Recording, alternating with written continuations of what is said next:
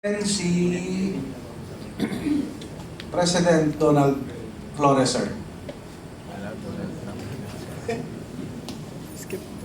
Medyo magandang hapon po sa lahat at maraming salamat po sa pag-iimbita po sa amin dito at sa lahat po ng ating mga kagalang-galang na mga panauhin and isa na rin po ako sa nagpapasalamat sa inyo na naging bahagi ang Escaptor Riders Club Philippines, Luzon, Visayas, Mindanao. Susuporta po ang SRCB sa ating adikain na maitaas ang antas ng ating pamumuhay sa buong Pilipinas. Yun lang po. Maraming salamat po. Maraming salamat, Sir Donald, sir. Yun. Andito yung presentation of UPI course. So kanina napakilala naman lahat, no? Pupunta na tayo sa sa acknowledgement and final message from our founding chairman, Sir General Roy Puki, sir. Magandang hapon sa ating lahat, mga kaibigan.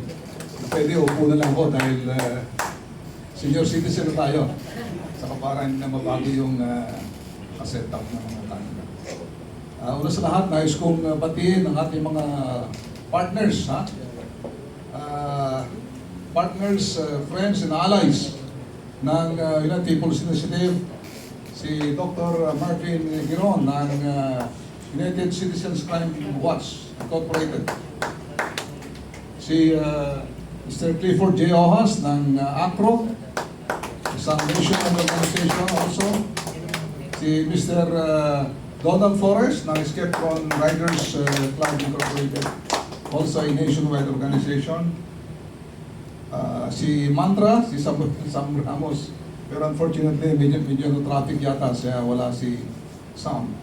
Ang ating mga officers ng United People's Initiative, nabanggit na sila kanina, si General and Attorney Virgilio Garcia, ang Presidente ng UPI.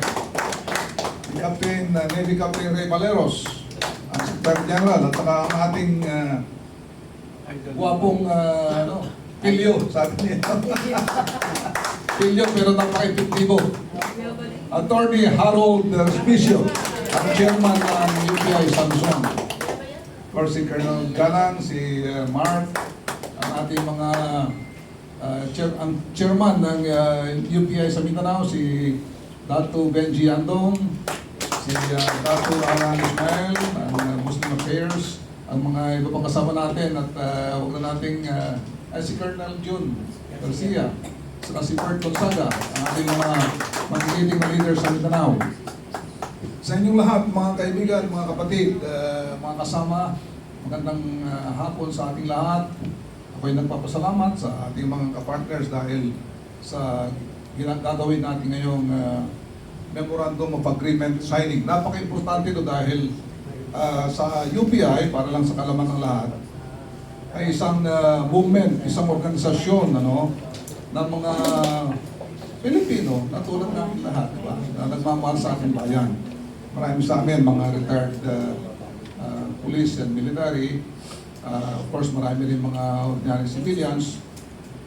Pero ang UPI ay nagsusulong ng mga advokasya na tulad ng ating mga iba-ibang kagrupo at kapartner dito. Namumuna dito ang itong labanan, itong korupsyon at saka itong panagutin yung mga force na nakaw sa ating bayan.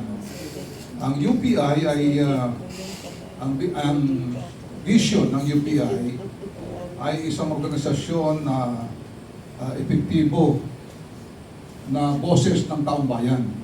Okay? At isang nangungunang puwersa para isulong yung mga reforma at pagbabago sa bansa natin, ang unity, pagkakaisa, sa pamamagitan ng sovereign will of the people. Doon po tayo nakaangkla, sa sovereign will of the people.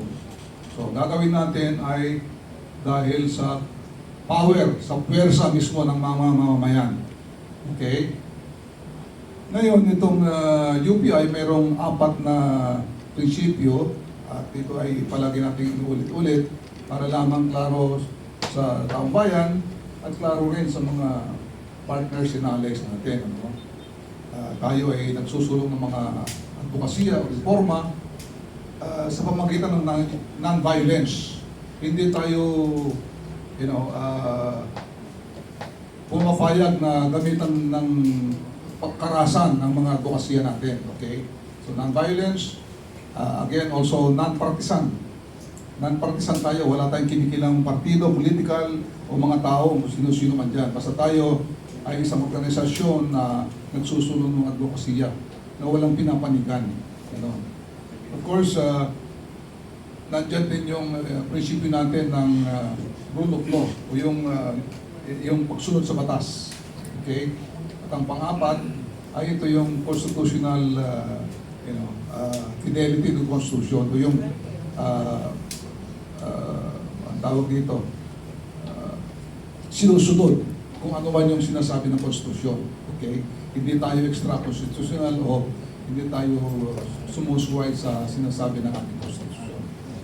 Ngayon, tulad dito ngayon, ang gusto mangyari ng UPI, bakit tayo may mga ganitong pakikisama sa ating mga partners? Dahil ang sinasabi sa batas, para maging magawa natin ang gusto natin, kunwari, ang United People's Initiative sa pamamagitan ng People's Initiative na batas o law, ay pwedeng magsulong ng mga pagbabago sa batas o pag-craft o paggawa ng sariling batas o bagong batas. Kailangan lang 10% ng voting population, kunwari may 60 million ng population nationwide, dapat at least 10% nun ay mag-petition at mag-approve sa gagawin nating batas na yun. Kaya importante na ang UPI pinapadami, ang membership niya hindi lamang dito sa Metro Manila kundi nationwide. Kaya andyan yung ating mga leaders sa Mindanao, kaya tutulong-tulong tayo. Ano?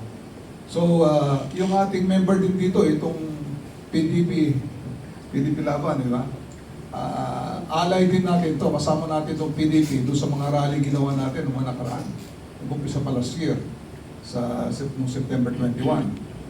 Pero, kaklaruhin ko lang, again, dahil doon sa ating prinsipyo ng non-partisan, although political party itong PDP Laban, alay natin sila sa mga advokasya, tulad niya mga anti-corruption, yung mga government reforms, at saka yung pananagutin o yung accountability and transparency. Okay? Pero ang UPI hindi kasama doon sa politika nila. Yung mga ginagawa nilang politika. Yung politikang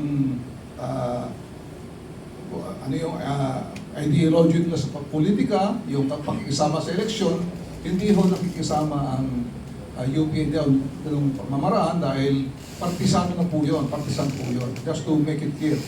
Now, we are allies with anybody. Kuwari yung UCC, for example, meron silang sariling ang dalawan, maaaring susuporta sila sa politika na gusto nila, pero hindi ho tayo magkano doon sa politika na bagay na yun. Okay?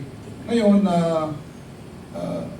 hindi rin pwede rin sa amin na kunwari yung UCCI, partner organization tayo, pero yung mga members ninyo, individually pwedeng mag-member din sa UPI para dumami tayo, para pag nag-petition, gusto natin baguhin yung batas, ma-attain natin yung 10% of the voting population at saka yung mga 3% ng mga legislative districts na nire-require ng batas ay magagawa, ma-approve at may isa katuparan na ayon sa batas. So, ganun lang mga kaibigan. So, once again, maraming salamat sa ating mga partners. Mamaya magpipirmaan tayo dito to make the alliance formal and binding. Makakaasa kayo na magtutulungan tayo. Okay? Marami tayong nagawa sa bansa natin. Okay? Marami tayong mga bagay-bagay na meron tayong common o yung pareho tayong mga advokasya. So, doon tayo mag-focus. Kung meron man kayong mga ibang gagawin na gusto nyo, sarili nyo, dahil yung purpose ng organization nyo ay ando naman, pero doon tayo sa common na advokasya na pwede tayo magtulungan. So, muli, salamat sa inyo lahat. Thank you. Maraming salamat.